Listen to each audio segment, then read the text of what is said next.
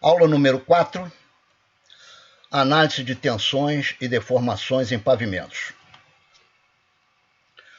No primeiro módulo, nós vamos ver como se calcula as tensões e as deformações em meios elásticos semi-infinitos. O primeiro problema a ser estudado é o caso de uma carga concentrada aplicada na superfície de um meio elástico semi-infinito, homogêneo isotrópico linear. Quem resolveu este problema foi Boussinesq, em 1885, obtendo as equações das tensões e deformações num ponto qualquer afastado R, à profundidade Z, sob a vertical de uma carga concentrada, obtendo-se as expressões das tensões e as deformações neste ponto. Por exemplo, para a pressão vertical,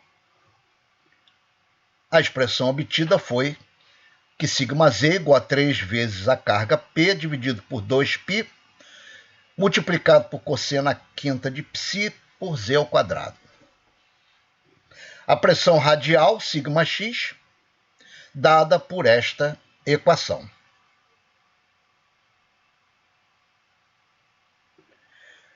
No caso particular do deslocamento vertical na superfície do solo, então o deslocamento vertical ou recalque na superfície, devido a essa carga concentrada, é dada por essa equação. Para z igual a 0, o recalque é igual a P, que multiplica 1 menos μ ao quadrado sobre πr, onde μ é o coeficiente Poisson e é um modo de elasticidade. O segundo problema só foi resolvido 43 anos depois, que é o caso das tensões provocadas por uma carga circular.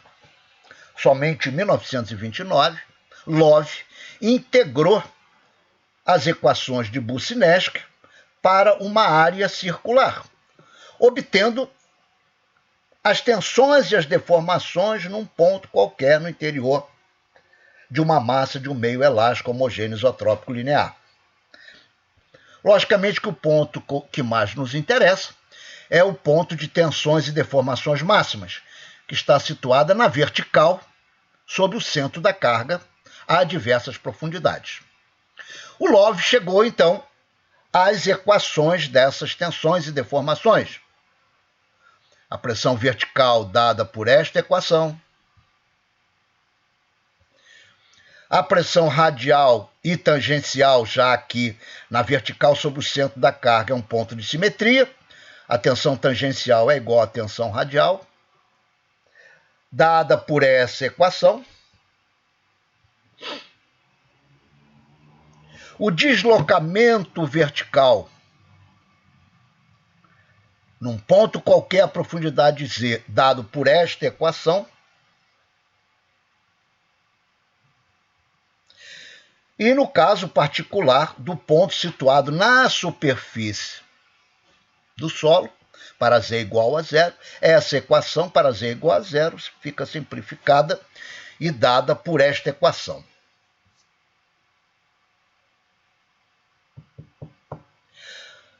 As expressões de Love permitem uma série de análises bastante interessantes. Por exemplo, com elas nós podemos calcular a distribuição das pressões verticais a uma dada profundidade. Então, para uma profundidade Z qualquer, nós podemos calcular a distribuição de pressões verticais num plano horizontal qualquer. Também nos possibilita, por exemplo, verificar quais as tensões, a distribuição das tensões ao longo de um plano vertical. Por exemplo, sobre o centro da carga, as tensões verticais, que serão as máximas, evidentemente, se forem graficadas, obtém-se uma figura desse tipo: distribuição das tensões verticais máximas sobre a vertical do centro da carga. Uma outra análise muito usada pelo pessoal de mecânica dos solos é traçar-se as linhas correspondentes aos pontos de mesma pressão vertical. Então, são as chamadas isóbaras. Então, aqui está representada uma isóbara, que é a linha que une os pontos de mesma pressão vertical. Uma isóbara de 30% do sigma zero. Aqui uma outra isóbara, ligando os pontos de mesma pressão de 0,15 do sigma zero. O conjunto de isóbaras, segundo a mecânica do solo, se dá o nome de bulbo de pressões. Este bulbo de pressões nos permite verificar, por exemplo, que as pressões verticais elas se reduzem muito rapidamente com a profundidade. Então, por exemplo, a 1 raio de profundidade, a pressão é de 65% da pressão aplicada na superfície. A 2 raios, esta pressão já cai para 30%. A 3 raios, 0,15. A 4 raios, ela está de apenas 10% de sigma zero. Esta propriedade, logicamente, é muito explorada em mecânica dos pavimentos, uma vez que uma das funções do pavimento é exatamente reduzir as pressões nas camadas inferiores, que têm menor resistência. E o pavimento vai tirar proveito exatamente deste comportamento mecânico dos materiais. Os autores Foster e Alvin transformaram as equações do Love em gráficos que facilitam bastante o cálculo de tensões,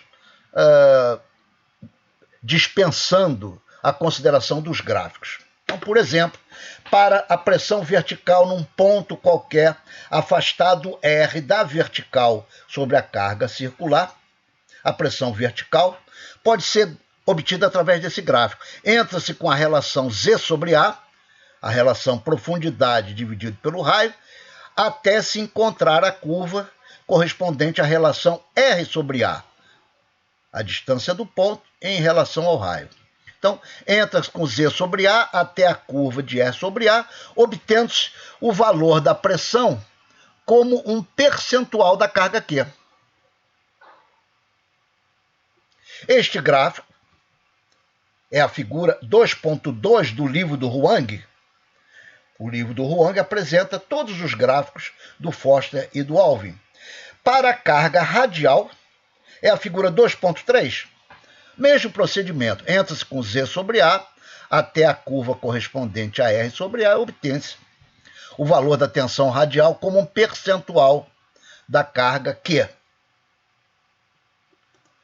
A figura 2.4 é para a tensão tangencial neste ponto. Mesmo procedimento, entra-se com a relação Z sobre A até a curva R sobre A, obtendo-se o valor da tensão radial como uma porcentagem da carga Q. A tensão cisalhante, figura 2.5, mesmo procedimento, entra-se com Z sobre A até a curva de R sobre A, obtendo-se a tensão cisalhante em função de percentual de Q. O deslocamento ou recalque de um ponto qualquer, afastado R, a uma profundidade Z. O Foster e Alvin apresentam apenas a curva para coeficiente Poisson igual a meio, uma vez que o recalque depende do coeficiente Poisson, e ele apresenta curvas apenas para valor igual a meio. Meio, lembrando, corresponde a material incompressível, que é um caso particular. Procedimento é o mesmo, entra-se com Z sobre A até a curva correspondente a R sobre A, obtendo-se um fator F, um fator de influência F, que deve ser multiplicado pelo coeficiente Q vezes A sobre E, obtendo-se o recalque, ou deslocamento. Vamos fazer um exercício para praticar o uso desses gráficos. Vamos admitir, então, um ponto situado a uma profundidade 2A, no contorno, na borda de uma carga circular de raio A e carga Q. Vamos considerar o meio incompressível, coeficiente de Poisson igual a meio, para que a gente possa usar o gráfico de Forster e Alvey. E nós queremos o estado de tensão completo. As 4 tensões, as 4 deformações e o deslocamento desse ponto, usando os gráficos. Então, para deslocamento vertical, vamos usar a figura 2.6. Lembrando que o nosso problema, Z sobre A igual a 2, Z sobre A igual a 2 e R sobre A igual a 1. Então, para Z sobre A igual a 2, até a curva R sobre A igual a 1, obtém-se aqui 0,57. 0,58. Então, o deslocamento vertical é 0,58 de QA sobre E. O F é 0,58 vezes QA sobre E. A tensão vertical, vamos tirar da figura 2.2. Z sobre A igual a 2, até a curva de R sobre A igual a 1, 19%.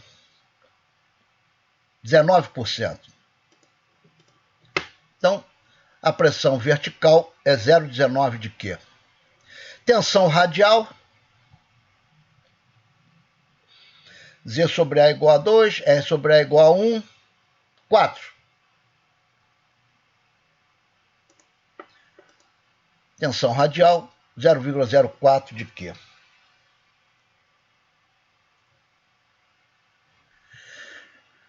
Tensão tangencial, figura 2.4, Z sobre A igual a 2, R sobre A igual a 1, 1%. Tensão tangencial, 0,01 de Q. E a tensão cisalhante, figura 2.5,